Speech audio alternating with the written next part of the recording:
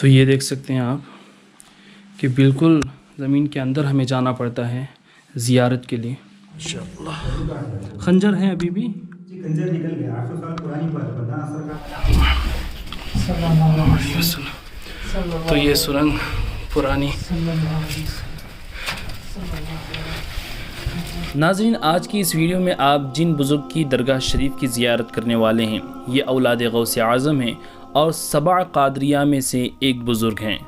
इस दरगाह शरीफ के ऐसे राज हैं जो कि बहुत ही कम लोग जानते हैं। यहाँ पर एक ऐसा कुआं भी है जहाँ पर बिजली गिरने की वजह से पानी निकला था और इस कुएं का पानी साल भर में 7 रंग और 7 मज़े भी बदलता है। नाज़रीन, इस दरगाह शरीफ की ऐसी करामतें हैं शायद कि आपने पहले कभी सुनी होगी। तो चलिए इस वीडियो को हम एंड तक देखते हैं। नाज़रीन, अस्सलाम वालेकुम वरहमतुल्लाहि वबरकातुहू। मैं आपका मेज़बान मोहम्मद आमिर कादरी फिर से एक दरगाह शरीफ की व्लॉग के साथ। नाज़रीन, मैं मौजूद हूँ मुल्क हिंदुस्तान की एक रियासत कर्नाटका, और कर्नाटका का एक मशहूर शहर गुलबर्गा शरीफ, और गुलबर्गा से तकरीबन 30-35 किलोमीटर की दूरी पर एक छोटा सा गांव है जिसे फ़िरोज़ाबाद कहते हैं। फ़िरोज़ाबाद में एक अजीम बुज़ुर्ग आराम फरमा रहे हैं जो कि सबा कादरिया में से एक अजीम बुज़ुर्ग हैं जिनका नाम हज़रत सैयद खलीफतुर रहमान कादरी रहमतुल्लाह अलैह है। बिल्कुल मेरे पीछे दरगाह शरीफ मौजूद है। आज हम ज़ियारत के लिए आए थे। इस दरगाह शरीफ के बारे में खुसूसियत के साथ कई सारे आपके रिक्वेस्ट आए थे कि फ़िरोज़ाबाद की दरगाह का आप वीडियो देखना चाहते हैं। तो बहरहाल आप सबकी फरमाइश पर आज ये वीडियो लेकर के हम आए हैं। और जब यहाँ पर आए तो हमारे गुलबर्गा और शाहपुर के रहने वाले सब्सक्राइबर्स से मुलाकात हुई। वैसे तो आज कई सारे हमारे सब्सक्राइबर्स से हर दरबार में मुलाकात हो रही है। और आज के हमारे सफ़र में हमारे सैयद मोहसिन मियाँ साहब भी मौजूद हैं और जो है हमारे शागिर हुसैन और दरगाह के खादिम साहब हैं। तो चलिए दरगाह शरीफ के अंदर चलते हैं, ज़ियारत करते हैं। जो भी मुझे हज़रत के बारे में तारीख़ पता चलती हैं और जो सबा कादरिया दक्कन किताब में हज़रत की तारीख़ बयान की गई है वो तमाम बातें मैं आपके साथ शेयर करने की कोशिश करूँगा। तो इस वीडियो में आप एंड तक बने रहिए, हम लोग आगे मिलते हैं। हज़रत का मुकम्मल नाम है हज़रत सैयद अहमद अब्दुर रहमान अशरफ जहांगीर अल-मारूफ खलीफतुर रहमान रहमतुल्लाहि ताला अलैह। हज़रत सिलसिला कादरिया के बुज़ुर्ग हैं और आप औलाद हुज़ूर गौसे आज़म हैं। आप सबा कादरिया के बुज़ुर्ग हैं। इस वीडियो में आप जो भी हज़रत की डिटेल्स और हिस्ट्री समाअत करेंगे, मैं तमाम बातें सबा कादरिया दक्कन इस किताब के हवाले से बयान करने की कोशिश करूँगा। सुल्तान फ़िरोज़ शाह बहमनी ने अपने अहद में यानी अपने दौरे खिलाफत में हज़रत खलीफतुर रहमान को फ़िरोज़ाबाद की जागीर तोहफ़तन पेश की थी। इस फरमान से ये मालूम होता है कि आप सुल्तान फ़िरोज़ शाह के ज़माने के हैं और उसके हम असर बुज़ुर्ग हैं। सुल्तान फ़िरोज़ शाह का ज़माना अगर हम मालूम करें तो हमें पता चलता है कि फ़िरोज़ शाह का विसाल 1422 ईस्वी यानी 1422 AD में हुआ था। तो तकरीबन फ़िरोज़ शाह के विसाल को 600 साल गुज़र चुके हैं। तो उससे आप अंदाज़ा लगा सकते हैं कि हज़रत खलीफतुर रहमान रहमतुल्लाह अलैह तकरीबन 650 से 700 साल पुराने बुज़ुर्ग हैं, क्योंकि इस किताब में हज़रत खलीफतुर रहमान रहमतुल्लाह अलैह की पैदाइश की तारीख़ और आपके विसाल की तारीख़ और साल नहीं बताया गया। हज़रत खलीफतुर रहमान कादरी रहमतुल्लाहि ताला अलैह अपने वक्त के एक अजीम बुज़ुर्ग गुज़रे हैं। बहुत ही बड़े अल्लाह वाले आप गुज़रे हैं। आपने अपने बचपन ही से अपने वालिद माजिद हाफिज़ सैयद यूनुस अशरफ जहान रहमतुल्लाहि ताला अलैह से दीनी तालीम हासिल की और बड़े होने के बाद आपको अपने वालिद ही से खरक़े खिलाफत हासिल हुआ। यानी हज़रत खलीफतुर रहमान रहमतुल्लाहि ताला अलैह के पीरो मुर्शिद ख़ुद उनके वालिद हज़रत सैयद यूनुस अशरफ जहान रहमतुल्लाहि ताला अलैह थे। हज़रत खलीफतुर रहमान रहमतुल्लाहि ताला अलैह की क़द्र और मंजिलत आपके दौर के लोग भी मानते थे। आपसे बेहद करामात भी ज़ाहिर हुए हैं। जैसा कि आपको कोई अगर फ़ैसला करना होता, कोई काम करना चाहते तो आप कब्रस्तान चले जाते और क़ब्रों की जानिब इशारा करके उन लोगों से मशवरा करते। फिर वहाँ से जो इशारा होता था आप अक्सर उसी काम को अंजाम देते थे। इससे ये भी अंदाज़ा लगा सकते हैं कि आप कोई आम कब्रों के पास नहीं बल्कि अल्लाह वालों की कब्र के पास ही जाकर के ये अमल किया करते होंगे। और आपके बारे में ये भी मशहूर है कि आपने अपनी ज़िंदगी ही में फ़िरोज़ाबाद का गुंबद तामीर करवा दिया था। यानी आपकी जो दरगाह शरीफ है, आपका ये जो मकबरा है, आपने अपनी ज़ाहिरी हयात ही में इसको तामीर करवा दिया था। اور اس درگاہ شریف کو اگر آپ غور سے دیکھیں تو اس کی شکل برزخ انسانی جیسی نظر آتی ہے اور اپنی نوعیت میں یہ اکتا ہے، یعنی اس درگاہ شریف کی جو کاریگری اور جو بنانے کا طریقہ ہے وہ ایک انسان جیسے بنایا گیا ہے، جیسے اس کے کاندھے ہوتے ہیں، پھر اس کا سر ہوتا ہے، کچھ اسی انداز میں اس درگاہ شریف کی تعمیر کروائی گئی ہے۔ اس میں کئی سارے راز چھپے ہوئے ہیں۔ کئی لوگوں کا یہ بھی ماننا ہے کہ جو اس درگاہ شریف کی حقیقت کو جان لیا، جو اس کی بناوٹ کو جان لیتا ہے، وہ کلمہ طیبہ کی حقیقت کو بھی جان لیتا ہے۔ اور یہاں کے قدیم لوگوں کا یہ بھی ماننا ہے کہ اس درگاہ شریف کی جو بناوٹ ہے وہ اس کی مثال خود یہ درگاہ شریف ہے، یعنی اس طریقے کی بناوٹ ہمیں کہیں اور دیکھنے کو نہیں ملتی۔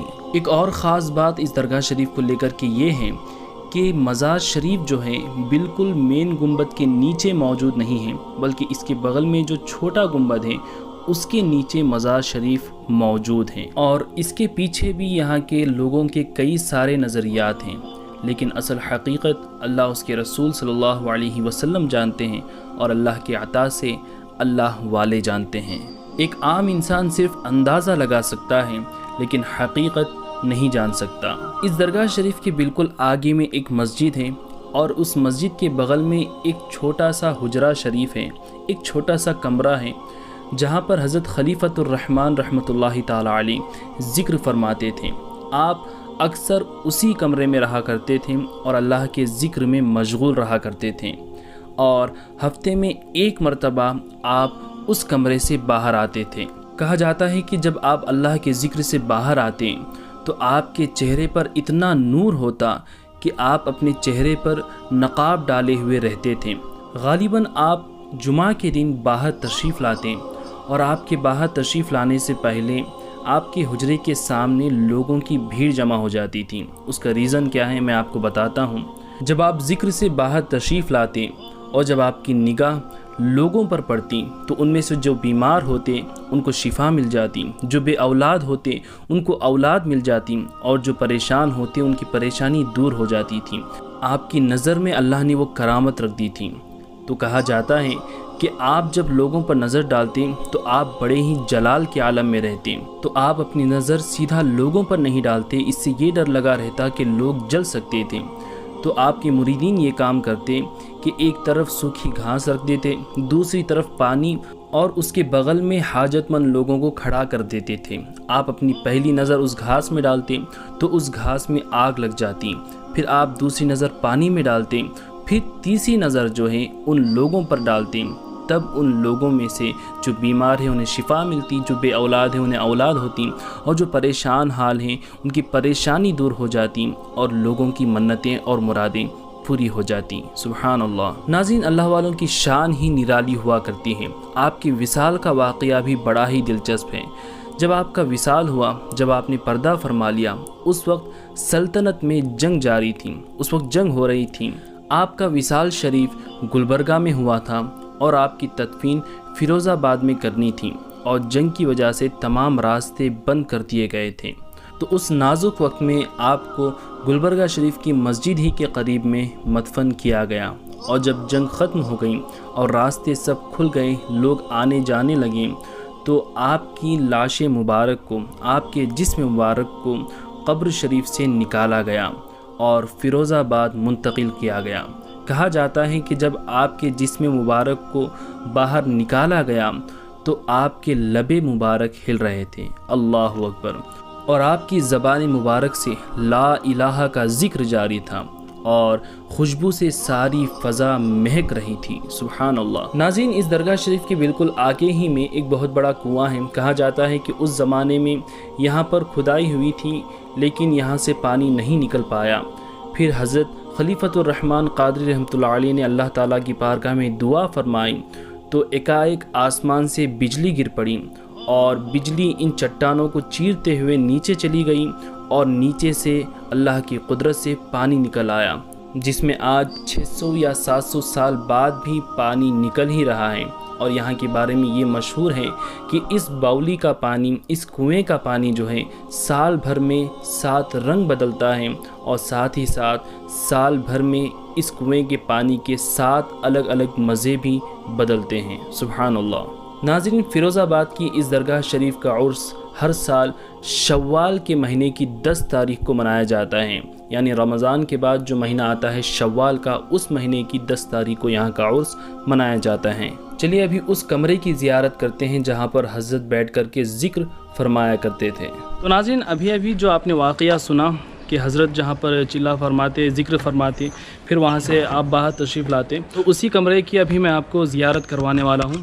بالکل یہ اپوزٹ میں درگاہ شریف ہے، درگاہ کے بالکل روبرو میں مسجد ہے اور یہ مسجد کا مین انٹرنس ہے، اور جیسے آپ مسجد میں انٹر ہوں گے تو یہ آپ دیکھ سکتے ہیں مسجد کے رائٹ سائڈ میں یہ حجرہ شریف موجود ہے۔ تو چلیے اندر چلتے ہیں اور زیارت کرتے ہیں۔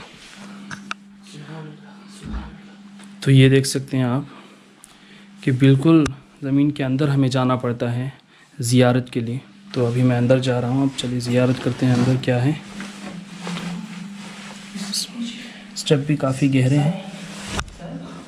اس کے نیچے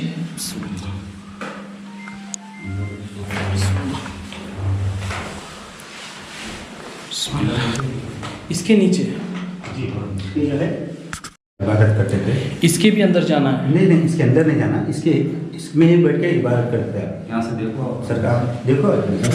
تو ابھی یہ کلوز کردہ نہیں کیا ہے؟ پہلے اوپن تھا؟ نہیں، یعنی پہلے گمبد تھی، اب اس کو ہم ٹائلس لگے ہوئے ہیں۔ تو اندر کیسے جاتے تھے؟ اتنی چھوٹے راستے میں سے؟ چھوٹے راستے سے جاتے تھے، آپ جاتے تھے اور آتے تھے ادھر سے۔ اس کے اندر 4 طرف سے خنجر لگے ہوئے تھے، یعنی کہ اگر عبادت میں نیند کا غلبہ ہے تو چھپ جانا، نیند سے فارغ ہو جانا۔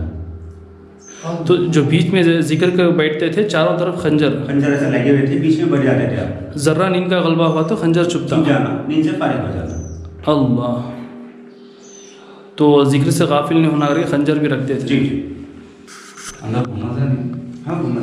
اللہ اکبر، پھول لے سکتے ہیں؟ ہاں بالکل لے سکتے ہیں، ماشاء اللہ۔ خنجر ہیں ابھی بھی؟ جی خنجر نکل گیا، 800 سال پرانی بات ہے، بدنام سرکار سے 100 سال پہلے کی ہے۔ ہاں وہی تھا، نکل گئے، خنجر نہیں ہے ابھی یہاں پہ، ابھی نشان سے۔ یہ چھوٹے سے کمرے میں ذکر کرتے تھے۔ اللہ اکبر، سبحان اللہ، سبحان اللہ۔ دوستوں، آپ کو اس درگاہ شریف کے اوپر جانے کا راستہ میں بتاتا ہوں، جو کہ تقریباً 700 سال پہلے بہت ہی یونیک انداز میں بنایا گیا تھا۔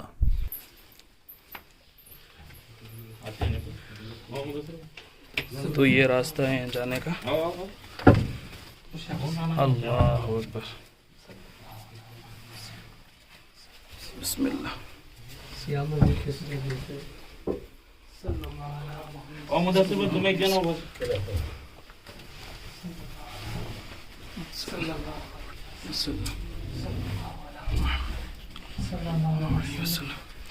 تو یہ سرنگ پرانی،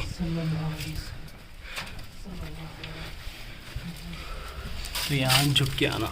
اللہ اکبر۔